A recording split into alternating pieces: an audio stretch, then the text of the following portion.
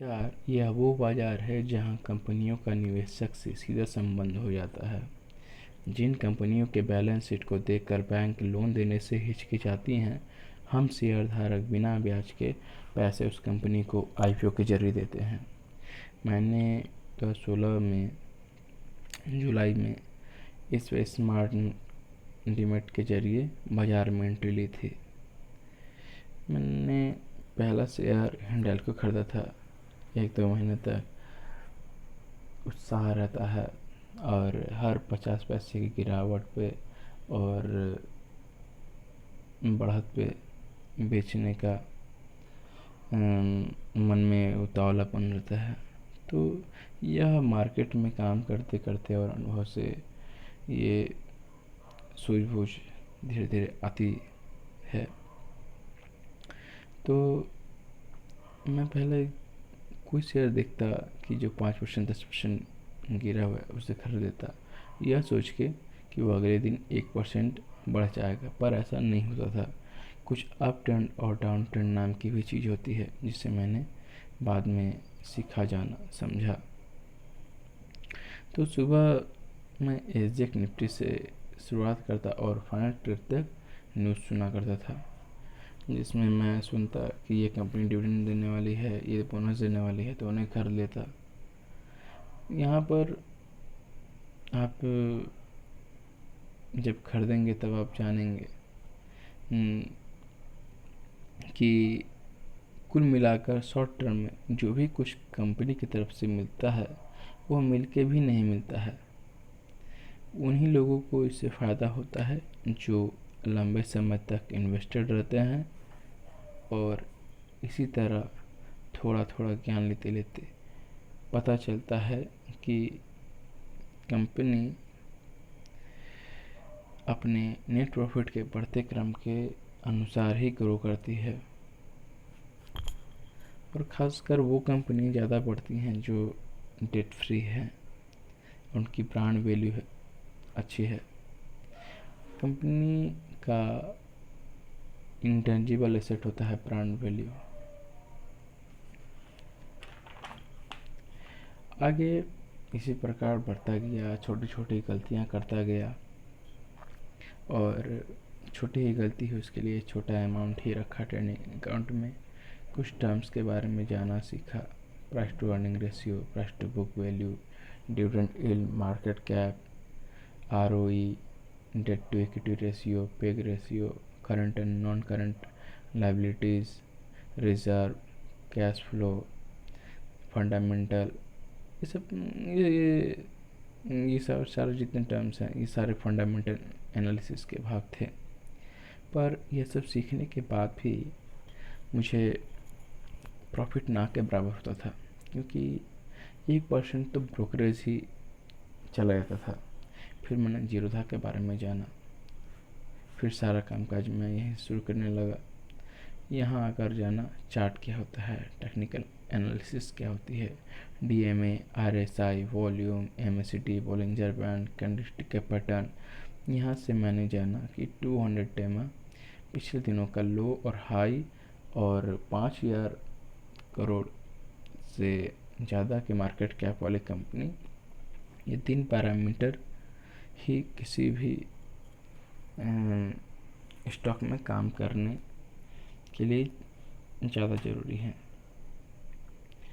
और ख़ासकर वॉल्यूम का होना उसमें, जैसे आपने कोई ऐसी कंपनी ले ली जिसमें बेचने वालों की संख्या ज़्यादा है और खरीदने वालों की संख्या कम, तो उस सब कंपनी में आपको नुकसान का ही सामना करना पड़ेगा। इसलिए आपसे विनती होगी कि जहाँ वॉल्यूम ना हो, जहाँ बिना कारण के स्टॉक 5 से 10% हर रोज़ भाग रहे हों, और जिस स्टॉक में आपकी रिस्क लेने की क्षमता नहीं, उस पर्टिकुलर स्टॉक से आप दूर रहें। नहीं तो जिस स्टॉक में अपर सर्किट लगता है वहाँ पर लोअर सर्किट लगने की भी संभावना होती है। कुछ कंपनियाँ ऐसी भी होती हैं जो अच्छी होने के बावजूद फाइनेंशियल या अन्य फंडामेंटल कारणों से नीचे प्राइस गिरता है और वो कंपनी अपने आप को डिलिस्ट करवा लेती हैं। वेदांता की तरह जो कि आप देख रहे हैं, जिसने 83 पर अपने आप को डिलिस्ट करवा लिया। और कुछ कंपनी ऐसी होती हैं जो दूसरे को एक्वायर करते हैं, जिस तरह से रिलायंस ने हाथक कबल को एक्वायर किया। अगर आपको इन कॉरपोरेट एक्शन से डर लगता है तो मेरी तरफ आप ETF में पैसा लगा सकते हैं। ETF एक कंपनियों का गुच्छा होता है और शेयर के तरह ही ट्रेड होता है। मैं फिर से कहूँगा, जहाँ वॉल्यूम ज़्यादा हो वहीं निवेश करें, जैसे भारत 22, CPSE ETF, निफ्टी 20 जैसों में। यह खरीदना और बेचना बहुत आसान होता है। ये खरीदने के बाद आपको कुछ पर भी नज़र रखने की ज़रूरत नहीं है। जैसे रेपो रेट हर मॉनेटरी पॉलिसी में घटाया बढ़ाया जाता है तो बैंकिंग के शेयर पर असर पड़ता है।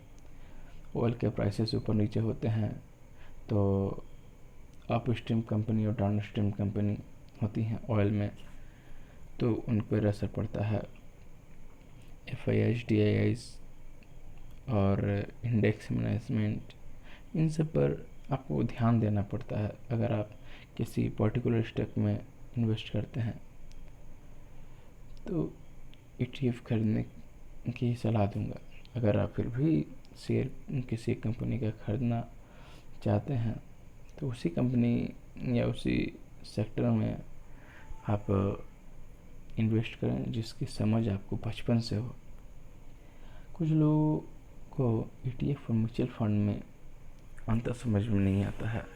ETF में अगर आप किसी इंडेक्स के फंड को खरीदते हैं तो आप हर गिरावट में अपनी मन मर्जी के अनुसार खरीद सकते हैं, बेच सकते हैं। लेकिन म्यूचुअल फंड में वो आपकी SIP की डेट पर ही खरीद बिक्री होती है, जो कि फंड मैनेजर करता है। वो ये नहीं देखता कि आप अभी मार्केट गिरा है, आपको फ़ायदा हो जाएगा, यहाँ पर खरीद लेते हैं। नहीं, वो आपकी SIP के डेट पर ही आपको कर देगा। किसी का 5 तारीख होता है, किसी का 10 तारीख, किसी का 15 तारीख। तो उस हिसाब से ये शेयर मार्केट ऐसा जगह है जहाँ आप जितना ज़्यादा सीखते जाते हैं उतनी ही ज़्यादा आपकी इनकम बढ़ने की संभावना और ज़्यादा बढ़ती जाती है। उसके बाद सब मालिक पर छोड़ दें। ऊपर वाला सब जानता है किसे क्या ज़रूरत है। ज़्यादा मिलना होगा खुद ब खुद मिल जाएगा। जैसे मुझे मिला था PNB में, मैंने 128 में ख़रीदा और उसके अगले ही दिन वो शेयर 213 का हो गया था। तो अगर आपको नहीं मिलना होगा तो इस प्रकार भी हो सकता है कि SBI का मैंने 150 में ख़रीदा और 152 में बेच दिया 200 रुपये के प्रॉफिट पे। तो वो शेयर मेरे आंखों के सामने ही धीरे धीरे 250 का हो गया। इसमें क्या किया जा सकता है? जो आपके हक का होगा वो कोई छीन नहीं सकता। जब आपके हक में नहीं होगा, बस संतोष रखिए, सब धीरे धीरे अच्छा